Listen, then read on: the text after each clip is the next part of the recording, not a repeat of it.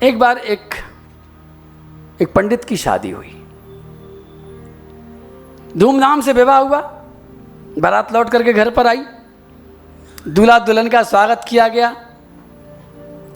खूब बड़ा घर था, एक कमरे में उनके मिलन के लिए व्यवस्था की गई थी।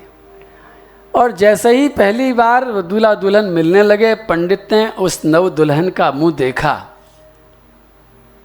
उस दुल्हन ने अपने उस पति को प्रणाम करते हुए पूछा, क्यों जी, मैंने सुना है आप बहुत विद्वान हैं। उन्होंने कहा, हाँ हम बहुत पढ़े लिखे हैं। मैंने सुना है कि आप काशी में पढ़ कर के आए हैं। दूल्हे ने कहा, हाँ काशी में कई साल, 20 साल तो लगातार पढ़े। दुल्हन ने कहा, मैंने सुना है कि आप वेद वेदांत सब जानते हैं। पंडित जी ने कहा, हम सबको सब याद है, हमको सारा कंठस्थ है। दुल्हन ने कहा, तो एक बात बताइए मेरे को, ये जो पाप है, जैसे दुनिया डरती है, इस पाप का बाप कौन है? जैसे ही पंडित जी ने सुना पाप का बाप, तो वेद तो पढ़े थे, शास्त्र पढ़े थे, पुराण पढ़े थे, लेकिन पाप की मम्मी कौन है और पाप के पापा कौन है, ये उन्होंने नहीं पढ़ा था कहीं पर। चुपचाप सोचने लगे। उस नई दुल्हन ने कहा, क्यों, क्या हुआ? बस इतना ही पढ़े हो? अहंकार और जाग गया, अपमान महसूस हुआ और तुरंत पंडित जी उसी तरह से बस वहां से निकले। पत्नी ने कहा, रुको रुको रुको, मैं तो मजाक कर रही थी। बोले, नहीं मजाक मजाक सब खत्म, अब पहले पता लगा के आएंगे पाप का बाप कौन है। जब तक पता नहीं लगाएंगे तब तक लौट करके नहीं आएंगे। रात का सन्नाटा, और अपने नगर में सन्नाटी रात में सन्नाटे उस सड़क पर चलते चलते भनभनाते हुए, गुस्से में तमतमाते हुए पैदल ही चले गए। चले जा रहे हैं, चलते जा रहे हैं, चलते जा रहे हैं। और उसी नगर में एक वेश्या रहती थी, उसका घर उसी रास्ते पर था। वेश्या ने देखा, वो जागी रही थी। वेश्या ने देखा कि पंडित जी तो कल शादी को गए थे, आज इनकी बारात लौट करके आई थी, और ये इस तरह से कहाँ जा रहे हैं? वेश्या ने रोका, पंडित जी क्या हुआ, क्या हुआ? पंडित जी बोले, खबरदार बात मत करो, दिमाग खराब हो गया है, हमारी बहुत बड़ी इंसल्ट हो गई है, हमारी पत्नी ने हमारी बहुत अपमान कर दिया है। बताओ सी महाराज, क्या बात हो गई? अरे बोले, तेरे को क्या बताएं, अब क्या हो गया, घर की बात तुझे क्यों बताएं? वेश्या ने कहा, पंडित जी महाराज हाथ जोड़ रही हूँ, देखिए आप भागे भागे जा रहे हैं, जरूर कोई ना कोई समस्या तो है, जरूर कोई ना कोई खटपट हुई है। और देखिए औरतों की बातों में मत जाओ, हम औरतें होती हैं ऐसी हैं, लेकिन आप बताओ तो सही बात क्या है? पंडित जी ने थोड़ा सा, उनका अहंकार डाउन हुआ। बोले, उसने पूछा पाप का बाप का नाम, अब हम सब पढ़े, लेकिन पाप के बाप का नाम हम पढ़े नहीं, गुरुजी से पूछ के आएंगे, अब जाते हैं काशी। वेश्या बोली, इतनी सी बात के लिए काशी जाओगे? फिर मैंने कब लौट कर के आओगे? तब तक वो आपकी पत्नी रोती रहेगी, घर में बदनामी होगी। आप ऐसा करो, आपको मैं बता दूंगी पाप के बाप का नाम, मुझे मालूम है। अच्छा तुझे मालूम है? हाँ मुझे मालूम है, बता क्या नाम है? वेश्या बोली, देखिए पंडित जी बताऊंगी, टाइम लगेगा बताने में, इतनी जल्दी नहीं बता सकती, लेकिन हाँ काशी जाओगे आओगे उसे तो पहले ही बता दूंगी। लेकिन एक बार जब आप आ ही गए हो, सुबह से आपके देखो होंठ सूख रहे हैं, पानी तक नहीं पिया है, आप ऐसा करो अपने मेरे घर में चलो, एक पानी का गिलास पियो, उसके बाद में चैन से बैठ करके, मैं बताऊंगी नहीं, लिखवा दूंगी, डायरी पेन दे दूंगी, अब लिख कर ले जाना नाम। पंडित जी बोले, तू वेश्या, हम तेरे दरवाजे पर चढ़ेंगे तेरी ड्योढ़ी में? खबरदार, बता बता मत बता, हम चले जाएंगे। और किससे पूछ लेंगे? गुरुजी से पूछा, पता करेंगे, लेकिन तेरे घर नहीं घुसेंगे। वेश्या बोले, अच्छा ठीक है, मैं अभी लेके आती हूँ पाप का नाम।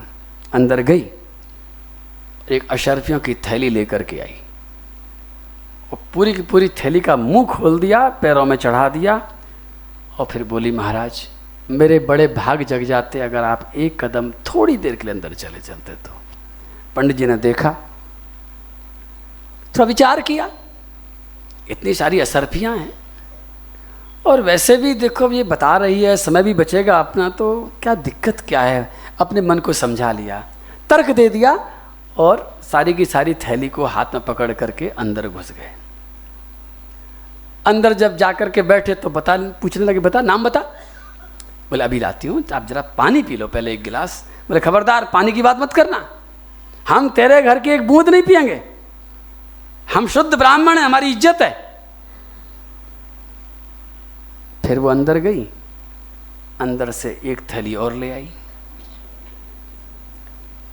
थोड़ी पहले से बड़ी साइज की थैली थी। फिर उसने असरफी बिखेर दी। महाराज मेरे बड़े भाग्य, पानी पीने से आपका क्या बिगड़ जाएगा, लेकिन आपने अगर मेरे यहाँ का पानी पी रहा तो मेरा जीवन धन्य हो जाएगा। आप जैसे पवित्र ब्राह्मण कब कब मेरे घर आए, आज मौका लगा है और कोई देख भी तो नहीं रहा है, सारे गांव वाले सो रहे हैं, कौन देख रहा है, मैं किससे कहने जा रही हूँ। पंडित जी ने असरफियों की तरफ देखा, फिर पानी गिलास की तरफ देखा, फिर वैश्या की तरफ देखा, सोचा चलो ले लेते हैं, क्या बात है। पानी गिलास ले लिया, पी लिया, शांति से दोनों थैली संभाल ली। फिर बोले बता बाप के बाप का नाम बता। वैश्या ने कहा थोड़ा टाइम लग जाएगा बताने में, मैं भी थोड़ा सोचूंगी विचारूंगी, इतनी जल्दी नहीं बता सकती हूँ।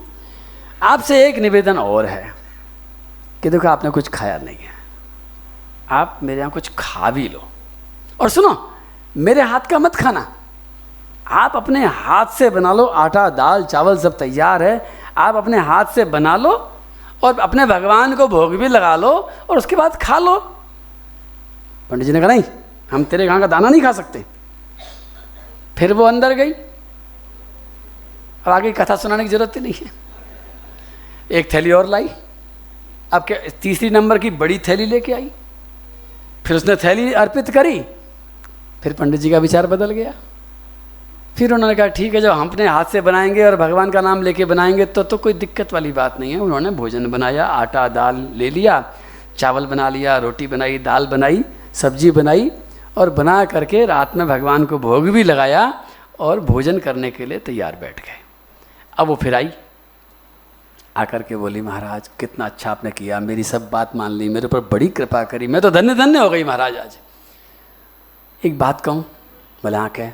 आपको बाप का नाम तो पूछना ही है, मेरी एक छोटी सी प्रार्थना और स्वीकार कर लो। देखो आपने बनाया, आपने भोग लगाया, मैंने तो हाथ भी नहीं लगाया, अब भगवान का भोग तो लग ही गया है, एक गस्सा मैं अपने हाथ से अगर आपको खिला दूं तो कोई दिक्कत है क्या? अरे खबरदार हाथ मत लगाना, अगर तेने हाथ लगा तो कुछ नहीं खाएंगे, फिर चले जाएंगे, चाहे नाम बताया मत बता। फिर वो अंदर गई, फिर एक बड़ी थैली लेकर के आई, फिर भेंट कर दी। थैली को देखा, सामने थाली को भी देखा, थैली और थाली दोनों को देख करके फिर मन में विचार बदल गया कि चलो एक गस्सा ही तो खाना है, क्या दिक्कत, थैली बहुत बड़ी है। और उन्होंने इजाज़त दे दी, और जब इजाज़त दे दी तो वैश्या ने गस्सा तोड़ा, साग में लपेटा, आगे बढ़ाया, पंडित जी ने मुंह खोल दिया और मुंह में गस्सा जाने वाला है, जा ही रहा है, इतनी देर में उस वैश्या ने दूसरा हाथ उनके गाल पर तड़ाक मारा, माथा घूम गया। गस्सा तो वापस ले लिया और गाल में चांटा पड़ा जोर से। पंडित जी यही है पाप का बाप, इसका नाम है लोभ। मैं अगर खाली बता देती तो आपको याद नहीं रहता, अब जिंदगी में आप कभी नहीं भूलोगे। छोड़ दीजिए थाली को यहीं पर, ये भोजन करने लायक नहीं है। घर जाइए, अपने घर का शुद्ध भोजन कीजिए।